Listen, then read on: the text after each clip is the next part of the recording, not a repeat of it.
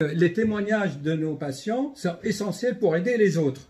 Je comprends. Donc, votre femme ne savait plus où se tourner de la tête. Effectivement, elle savait. Ah, une minute, excusez-moi. Et quels sont vos symptômes à vous? Qu'est-ce que vous plaignez de quoi? Vous êtes juste venu me dire pour me remercier. Non, non, alors je voulais juste vous remercier justement par rapport à ma femme, parce que c'est elle qui m'a recommandé.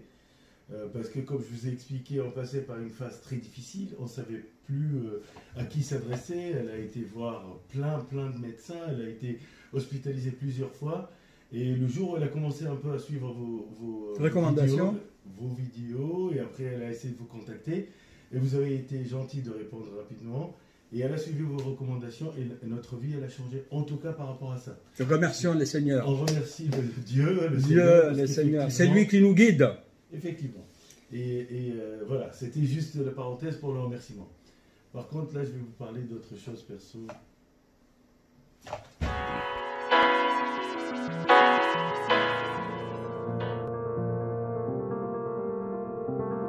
Vous voyez, chers amis, je mets des lunettes. Je suis tellement impressionné par mes charmantes deux patientes. J'ai la plus belle fille de Paris. Hein. Oh là là. Bon, chers amis, nous allons commencer une vidéo, une jeune patiente, donc elle va nous raconter son histoire de tachycardie. C'était un jour au lycée, il y a 18 ans, elle a senti d'un seul coup pas bien. C'est ça. C'était comment les symptômes? Vous avez des nausées, vous avez d'un seul coup, c'était suite à un reproche d'un prof ou d'une engueulade avec des... Je me suis levée comme ça. C'est en se levant, Ouais. après 1 heure de cours, vous étiez assise? Non, c'était le matin, en allant au lycée. C'est un an, c'était pas dans le lycée. En allant au lycée, j'ai C'est senti- peut-être la peur d'aller au lycée, hein? Non? Elle a un examen. Non, même pas. Elle avait un examen, c'était quoi? Le bac, c'était quoi? Même pas, je me sentais... Vous étiez en quelle bizarre. classe?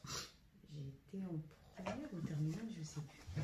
J'étais pas stressée, je sentais mon cœur qui battait vite. j'avais Comme du mal ça, à un me bon matin. respirer. C'était après le café, après le Je bois chocolat. pas de café.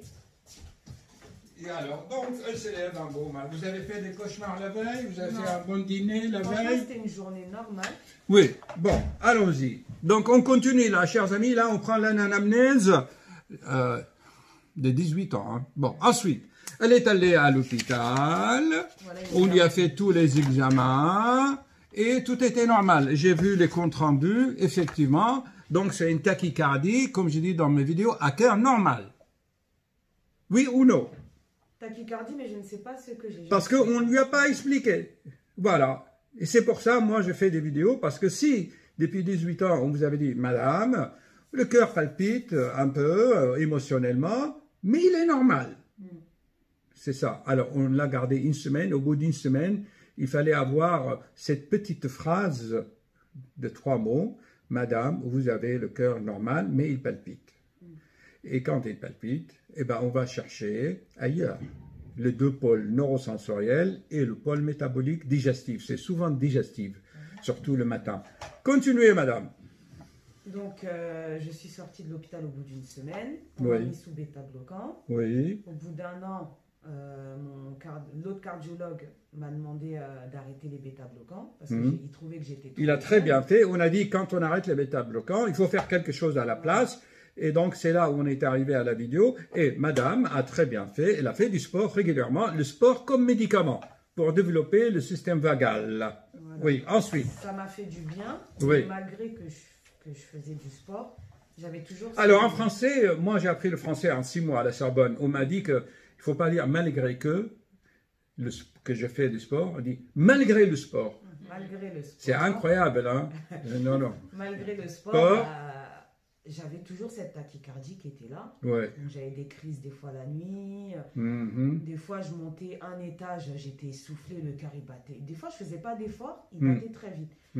Donc, à chaque fois que j'allais voir les cardiologues, on me faisait des holtères. Voilà. Holtère sur holtère, ils me disaient, bah oui, votre cœur il bat trop vite, mais on ne sait pas d'où ça vient. Voilà. Ensuite, ça s'est un peu calmé. Mm. Enfin, on va dire que je me suis habituée à vivre avec ça. Ah, vivre avec la maladie, hein. Vous avez J'ai pas le horreur choix. de ça.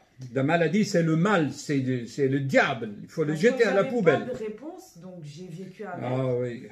Ça s'est un peu empiré quand je suis tombée enceinte de ma fille. Là, j'étais beaucoup tachycarde. Mm. Ça s'est calmé. Sauf que là, depuis quelques mois, je suis très très fatiguée. Alors que j'ai beau dormir, je ne suis pas stressée, mais j'ai l'impression que mon cœur se fatigue à force. Ah, donc c'est elle qui a l'impression. Alors, moi, à notre qualité, nous, de personnel médical, parce que sa sœur est infirmière, la patiente allègue des symptômes subjectifs. La fatigue, on ne peut pas la mesurer avec une balance ni en laboratoire. On ne peut pas faire une prise de sang pour voir la fatigue. Par contre, ce que nous analysons, donc hier, je dis dans la vidéo, la fatigue, c'est une conséquence, mais pas la cause. La cause, c'est quelque chose ailleurs, qu'il faut rechercher la cause, mais qui se manifeste sous forme de palpitations, parce que le cœur vous transmet un message. Je répète ça du matin au soir. Donc, je dis à la sœur qui est infirmière, elle, subjectivement, allègue de la fatigue et elle dit elle-même qu'elle a l'impression que le cœur est fatigué et qu'il va lâcher ou quoi? Des fois, j'ai Vous avez combien d'enfants? une.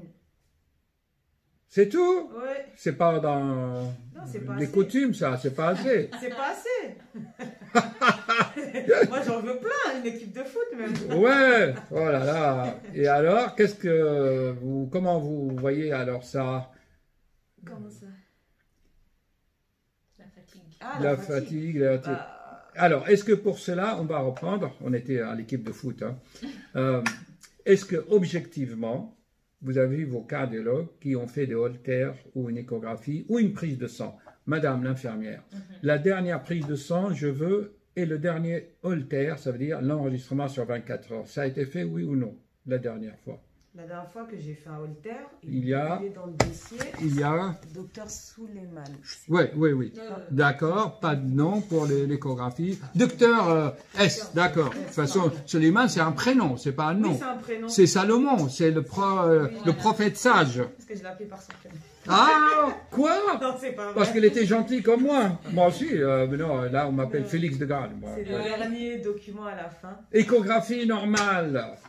Mais il est bien ce docteur Salomon. là. Non, c'est pas celui-là. La fréquence cardiaque était à 90. C'est bizarre, l'échographie on vient de faire avec la thérapeute psychologique, là, eh ben c'était ça. Alors, qu'est-ce qu'il dit le professeur? Ancien interne des hôpitaux de Paris, ancien chef des cliniques de Paris, mais dis donc, vous êtes tombé avec des grands, hein? Qu'est-ce qu'il nous dit? Le rythme est en permanence sinusale. Il dit que ce chef de clinique, professeur, il veut contrôler la glande thyroïde. Il l'a fait. Il dit qu'il n'a pas de symptômes qui orientent vers une dysthyroïdie. D'accord. Prise de bêta-bloquant. Seule particularité de l'enregistrement holter concerne la conduction. À travers est survenu un bref épisode, un BAV2 d'origine probablement nodale. Et en l'absence de symptômes, ce phénomène très transitoire ne nécessite qu'une simple surveillance. Voilà la plaie de la médecine actuelle. Ils ne savent pas leur médecine, ils ne connaissent pas leur médecine, je suis désolé. Parce que là, il le dit bien qu'il y a des pauses, que votre cœur fait des pauses, même il se bloque parfois. Il dit qu'il faut surveiller, mais attendez, il faut qu'il se décarcasse, ou peut-être ça ne l'intéresse pas, parce que c'est psycho-émotionnel. En fait, quand il a des phases comme ça, c'était la journée, il l'a détecté, ou la nuit. Vous voyez, il n'a même pas dit si c'était le jour ou la nuit. Quand je faisais mes holters, il me disait qu'il n'y a que quand je dors où il bat normalement. Et quand je me réveille, ça fait. Voilà, alors c'est un cas classique. Quand vous dormez, vous n'êtes plus le même. Quel est votre prénom? Aurélie. Aurélie. Alors moi, je me permets, parce que c'est de la famille. Bon, alors, non, parce que c'est une collègue, c'est la sœur d'une collègue. Donc, voyez-vous, chers amis, je fais beaucoup de vidéos. Vous devez télécharger le répertoire de mes 700 vidéos parce que tout est expliqué. Qu'est-ce qui se passe? C'est que la journée, vous déchargez de l'adrénaline, les surrénales, parce que cette vie, c'est tumultueuse. C'est un monde en collision, il faut courir, de transport, vous êtes dans le transport, donc vous transportez en même temps que, c'est quoi, des camions, des taxis, des trains, c'est quoi? Je suis à la comptabilité, donc je suis... Ah là, il faut changer de métier, avec les chiffres. Oh ouais, non, mais avec les chiffres, vous comptez aussi les battements du cœur, avec les chiffres. Et donc, qu'est-ce qui se passe? Eh bien, cette patiente qui est certainement passionnée de la vie, eh bien, quand vous dormez, vous n'êtes plus Aurélie, hein. C'est une autre personne, c'est votre subconscient. Il est déconnecté de ce monde et vous dormez bien. et le fait qu'il ralentit trop, le fait qu'il y a un blocage et un ralentissement la nuit, je l'ai expliqué dans ma vidéo, c'est une réaction à la journée. Plus la journée vous battez trop vite, plus la nuit vous allez faire des pauses, comme il dit le grand chef des cliniques là. Vous faites des blocs 2 sur 1 et ça c'est vagal parce qu'on a les deux systèmes sympathique et parasympathique, adrénaline et acétylcholine ralentisseur. Plus vous accélérez la journée, plus vous ralentissez la nuit. Il faut bien que le cœur récupère. Bon. Et alors, le dernier Holter, ça remonte à quelle date? Dites-moi. Il est où? Mais écrivez, il faut me dire la date. 2013? Non? Ouais, Il a ça, son... 2014? 2014 le dernier? Depuis 6 ans, vous n'avez pas vu?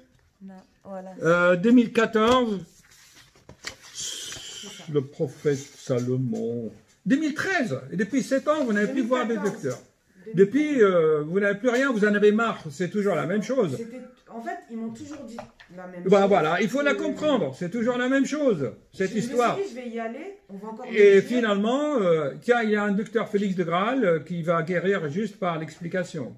Alors, donc depuis 2014, pas d'Holter, et la prise de sang, s'il vous plaît, la dernière. Quand même, un petit check-up. J'ai fait une prise de sang aussi en janvier. Il y a 1 an, et ça a montré quelque chose? Non, il n'y avait rien. Une anémie manque de fer. Ouais. Ah, voilà. Mais c'est toujours la même chose, chers amis. Et manque de fer. Vous prenez du fer et ça ne s'arrange pas. On m'a donné du... Mais ça revient, parce que tu as fait des cures, même de lentilles et tout. Mais... Voilà. Ça revient souvent. Alors, je pense que là, vous voyez, vous devez comprendre. Et je lui ai dit de venir faire des stages à elle et toute sa classe. Mais vous voyez, le cas de votre sœur, c'est que manque de fer. Qu'est-ce qu'il faut poser chez une femme, hein? En période d'activité génitale. C'est-à-dire, vous comprenez, vous avez quel âge là? 37. Oui, vous n'êtes pas à la ménopause, donc vous avez vos règles. Oui. Et comment vous faites pour ne pas avoir des enfants? Vous prenez la pilule? Oui. Ah ben voilà. Quelle pilule? Écrivez, madame Audrey. L'UDLG. Oui, c'est la 3e génération? Oui, je crois que c'est 3e. Écrivez, Audrey. Mais alors, vous avez une sœur infirmière, il faut la faire travailler. Donc, elle est sous pilule de la 3e génération. Et la gynécologue, vous faites voir, dites le nom? L'idéal. Ouais, moi, c'est 3e. Ouais, l'idéal, il a certainement... donc, vous voyez, je vois la composition. Il a 2 compositions. Il a de l'oestrogène et la progestérone. Et il y a, donc, vous prenez ça tout le temps parce que les comprimés sont de même couleur. Oui. Donc, en fait, c'est permanent. Et donc, déjà, chers amis, c'est antiphysiologique. Moi, j'aurais donné une pilule qui va simuler, en quelque sorte, votre cycle menstruel. Ça veut dire que dans la première moitié, c'est de l'oestrogène. Dans la deuxième moitié, c'est de la progestérone. Il faut quelque chose, créer une simulation pour... En fait, la pilule, c'est quoi? C'est un imposteur qui va dire à l'hypophyse, tiens, l'hypophyse va dire, tiens, j'ai ce qu'il faut comme hormone ostroprogestative, donc je ne veux pas cravacher les ovaires. Donc l'hypophyse laisse les ovaires tranquilles et vous ne pondez pas. Il n'y a plus de ponte. Imaginez une poule sans œufs. Alors là, et avec ça, donc on vous bloque l'ovaire, donc on bloque un processus physiologique. Je n'ai rien contre la pilule, hein, mais peut-être il faut réfléchir que quand il y a, à 18 ans, vous prenez la pilule? Non. À 18 ans, si je la prenais déjà. Déjà? Oui. Vous aviez des amoureux ou c'était juste pour la protection? Non, on m'avait conseillé de la prendre. Au cas où. Au cas où. Mais... Donc, notez que tous ces épisodes de tachycardie survenaient alors que vous étiez sous pilule. Et la pilule donne des troubles secondaires. Et surtout que ici, les docteurs avaient trouvé quand même que les dédimères, le produit de coagulation du sang, étaient augmentés. Ils n'ont pas pensé qu'il y a une vision globale de l'être humain. Ce n'est pas une femme tout simplement qui tachycarde. C'est une femme aussi qui a une activité. Bon, vous aviez un petit amoureux à l'époque ou non? À l'époque, non. Parce que quand on est amoureux, le cœur palpite. Non, à l'époque, non. Imposteur, hein? Donc, qu'est-ce qui se passe? Ça vous crée des troubles gastriques. Et est-ce qu'avec ça, vos règles sont comment? Elles sont régulières. Bien sûr, avec ça, mais est-ce qu'ils sont abondantes? Normal. Normal. Ça dure 5 jours, mais... 5 jours, il n'y a pas de caillots dedans. Non, rien du tout. Bon, d'accord. Donc, dans ce cas-là, si vous voulez, moi, je m'orienterai vers un problème métabolique, hormonal, digestif. Et pourquoi? J'ai déjà fait des vidéos là-dessus. Parce que ces comprimés, cet imposteur que vous voyez, qu'est-ce qu'il fait? Elle va agir sur le foie, elle va augmenter la rénine. Ça veut dire, la pilule va agir sur le foie va envoyer de l'angiotensine avec les reins. La rénine, c'est le système angiotensine, rénine, angiotensine. Et cet imposteur, il faut trouver autre chose, hein. Donc, il va stimuler encore plus le sympathique. Ce qui explique qu'il y a une tachycardie. D'ailleurs, dans les effets secondaires de la pilule, c'est expliqué, trouble cardiovasculaire, tachycardie, machin. Donc, il faut commencer par ça. Ok. Pour la pilule, en 2013, quand il y a eu les histoires de la 3e génération, ma gynéco m'a passé en 2e génération. Sauf que mon corps n'a pas supporté. Qu'est-ce qui ça se manifestait comment? J'ai eu des kystes, j'ai dû me faire opérer. Kystes où? Aux ovaires. Mes chers amis, vous avez vu, chers amis? Dès qu'elle m'a changé. Cause, conséquence. Kyste dans les ovaires, c'est quoi une kyste? Ça veut dire que l'ovaire, il va enclencher une ponte, il y a un ovule qui va se produire, qui va naître, paf, on le bloque et ça gonfle, donc ça fait un kyste. Et alors? Et on m'a détecté un fibrome aussi. Chers amis, à quel âge? 18 ans, 20 ans? Le fibrome, c'était en 2013, donc j'avais 30 ans. Là, vous avez 37 ans? Ouais. Non, vous avez 20 ans. Non, 30 ans. J'avais 30 ans. Donc et depuis ces histoires, Audrey, c'est quoi cette histoire? Il a de quoi palpiter, hein? Le cœur n'aime pas. Le cœur, dès qu'il y a quelque chose, il n'aime pas. Il fallait donc envisager. Il faut castrer votre mari, puis c'est tout. C'est lui qui doit faire. Quoi, c'est tous les soirs ou une fois par mois ou comment? Non, c'est important ça. Alors, racontez. C'est la vie. Je fais des vidéos. Votre problème, c'est le lit conjugal. C'est pas le lit conjugal mon problème. Non, mais. Moi, c'est mon cas. Oui, mais attendez, vous entrez en interaction quand même bien. Non, mais c'est important. C'est le nombre d'orgasmes par semaine. Eh ben, il faut aller au fond des choses. Combien d'orgasmes vous avez par semaine ou par mois? Parce que l'orgasme, ça fait palpiter le cœur. Oui, mais il n'y a pas que ça, parce que même dans la journée, je suis au travail, je suis assise, j'ai pas de stress, j'ai rien, je vais sentir mon cœur. Oh là là, chers amis, c'est le grand. C'est un cas. Même là, tout à l'heure, quand on a marché pour aller faire les courses, on n'a pas marché longtemps, mais le fait d'avoir marché, j'ai senti mon cœur. Alors voilà, vous l'avez entendu, chers amis. Plus le masque. Ah ouais, plus le masque, vous pouvez, je vous fais une attestation, vous pouvez la mettre sur le nez avec les lunettes. Bon, chers amis, j'ai expliqué à sa sœur qui est infirmière, nous allons, en nos qualités de scientifiques, évaluer ces symptômes subjectifs, ces symptômes qui sont émotionnels, et nous allons faire des mesures. Donc, je vais faire une pause. On va l'installer sur les vélos, juste faire une simulation d'une course de 6 minutes. On ne fait pas un test à effort au cabinet, on le fait à la clinique. Mais là, juste pour voir comment vos paramètres, fréquence, tension artérielle, oxygène, comment vous réagissez. On va simuler donc une marche rapide qui vous a essoufflé. Au bout de combien d'étages vous êtes essoufflé? On a marché combien de temps? Combien d'étages? Un étage quand t'es monté. Oh, les 4 étages. Ah oui, 4 étages, c'est normal. Chers amis, toujours la vie intime, la vie sexuelle, ça joue. Bon, à tout à l'heure.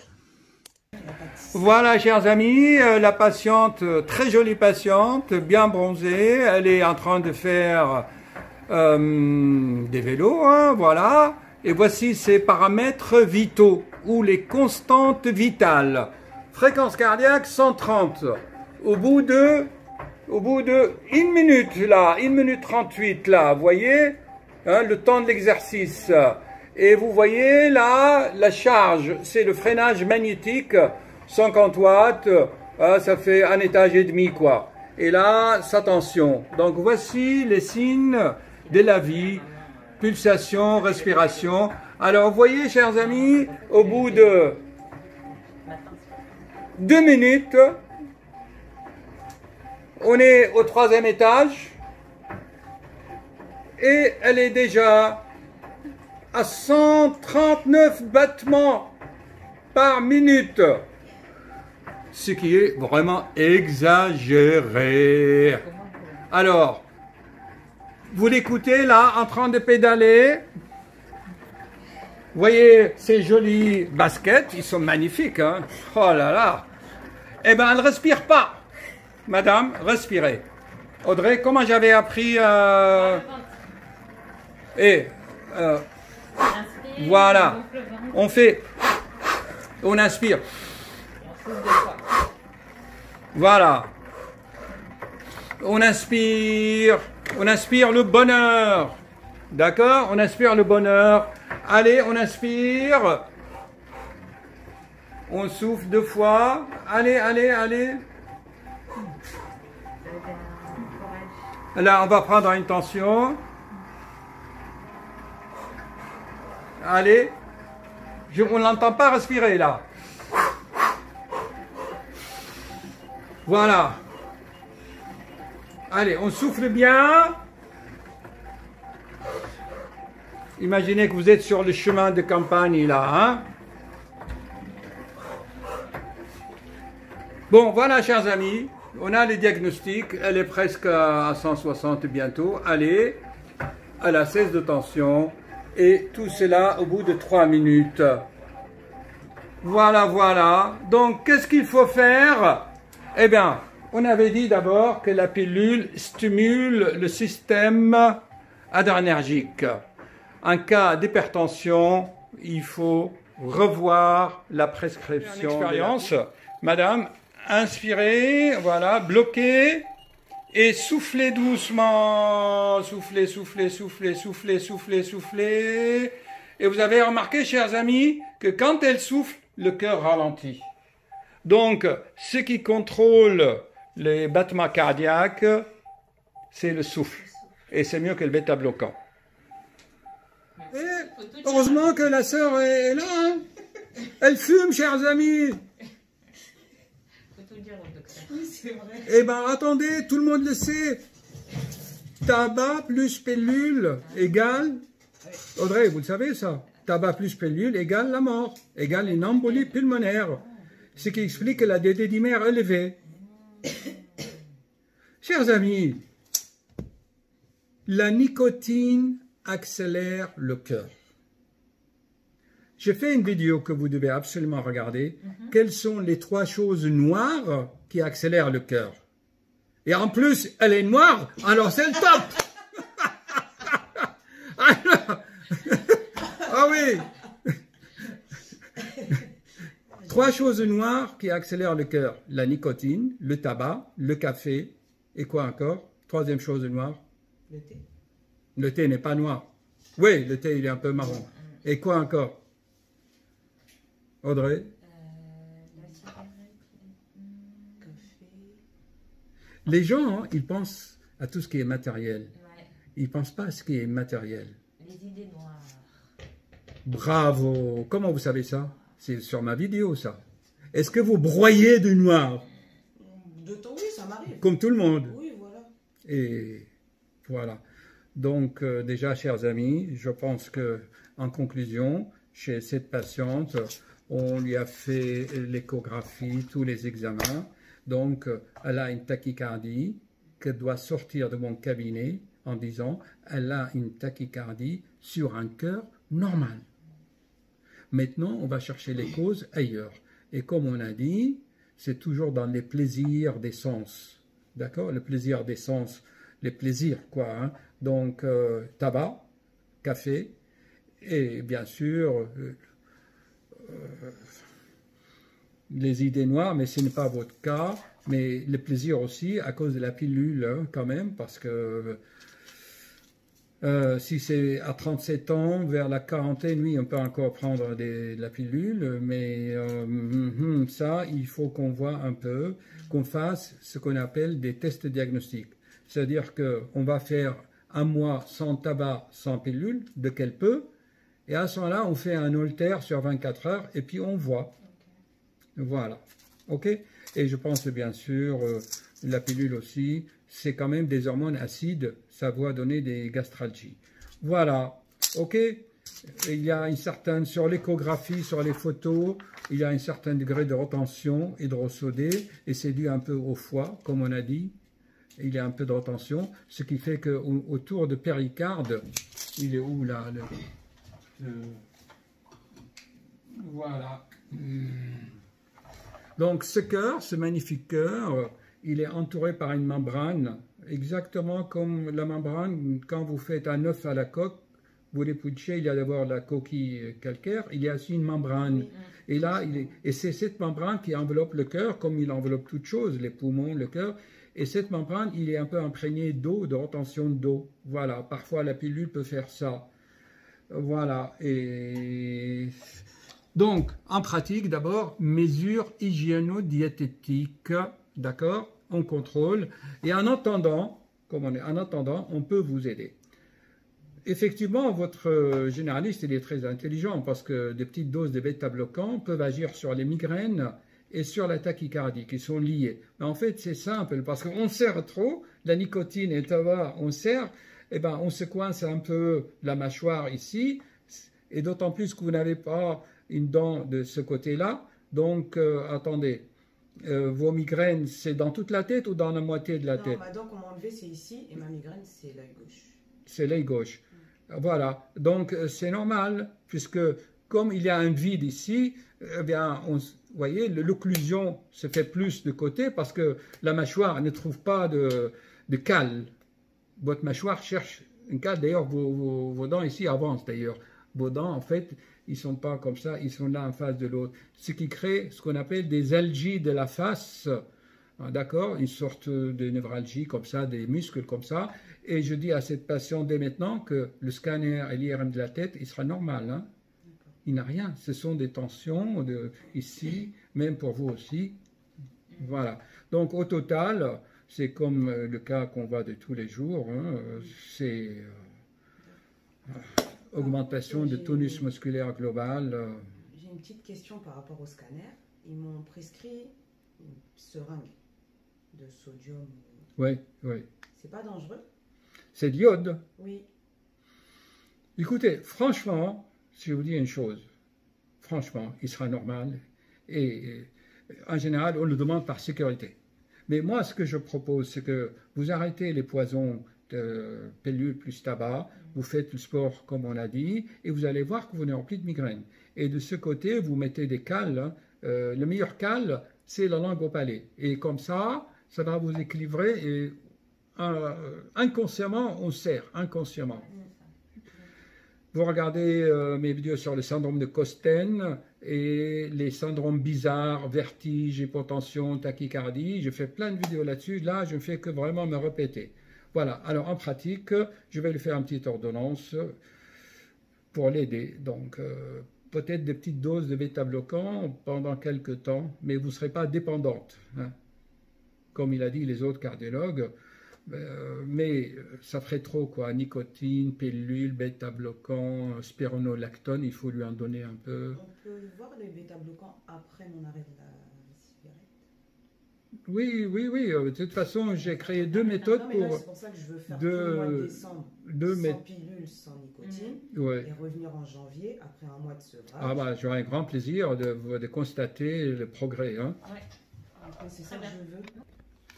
Le bêta-bloquant à petite dose, qui est valable pour les migraines, pour la tachycardie et un peu de tension chez les jeunes, c'est le propranolol, la blocardie. À petite dose, on n'est pas dépendant.